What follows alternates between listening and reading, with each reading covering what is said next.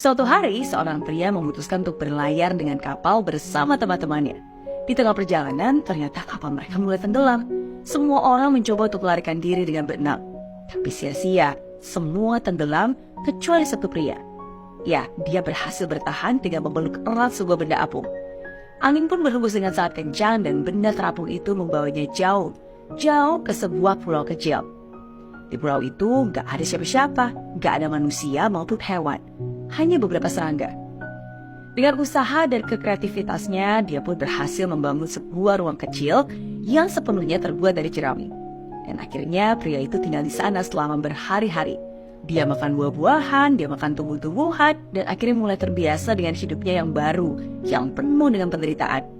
Jauh sekali berbeda dari kehidupan yang dia biasanya. Hari demi hari pun berlalu, dan gak ada perubahan sama sekali. Lambat laun, dia mulai kehilangan semua harapan untuk bisa melihat keluarganya lagi. Setiap malam, dia hanya bisa menyalakan api di depan rumah kecilnya untuk menghangatkan dirinya. Suatu malam, seperti biasa, dia menyalakan api, dan dia duduk di depan api itu sambil termenung. Cukup lama ternyata, sampai dia tertidur. Malam pun semakin larut, dan akhirnya dia terbangun oleh panas yang sangat kuat. Betapa terkejutnya dia ketika melihat bahwa ternyata api itu datang dari pondok jeraminya yang sudah terbakar. Dia menangis, menuduh dan menyalahkan Tuhan dan berteriak, "Ya Tuhan, aku tuh salah apa sih? Apa yang sudah kulakukan kepada Engkau sehingga Engkau menyakiti aku segininya?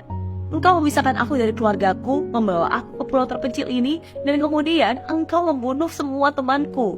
Dan sekarang Engkau membiarkan pondokku terbakar. Mengapa Engkau begitu kejam kepadaku? Kenapa gak sekalian aja Kau ambil nyawaku? Lebih baik aku mati karena aku lelah dalam hidup penderitaan ini."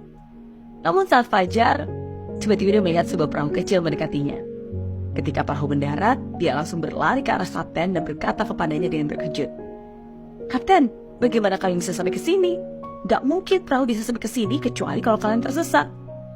Dan kapten pun menjawab, "Kemarin malam, kami melihat api dan kami mengira itu adalah kapal yang terbakar.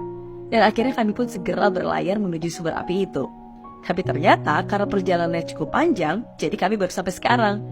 Kami mengira kamu akan menggunakan api ini agar kamu bisa menemukanmu." Pria itu pun menangis, jatuh berlutut, dan meminta ampun kepada Tuhan. Dia tahu bahwa dia salah, karena dia telah berprasangka buruk dan menyalahkan Tuhan. Pemuda itu pun akhirnya naik ke perahu dan pulang untuk bersatu kembali dengan keluarganya. Ya, Tuhan memiliki banyak cara untuk bisa memecahkan masalah kita di dunia. Ketika kamu kehilangan pekerjaan, mungkin kamu berpikir bahwa Tuhan telah meninggalkanmu. Padahal sesungguhnya Dia ingin memberikan pekerjaan yang lebih baik. Ketika teman-teman meninggalkanmu, bukan berarti Tuhan gak suka sama kamu, tapi mungkin Dia ingin menjauhkanmu dari pergaulan buruk. Ketika kejadian buruk terjadi, jangan berpikir bahwa Tuhan sedang menghukummu. Bisa jadi sesungguhnya Dia sedang mengarahkan.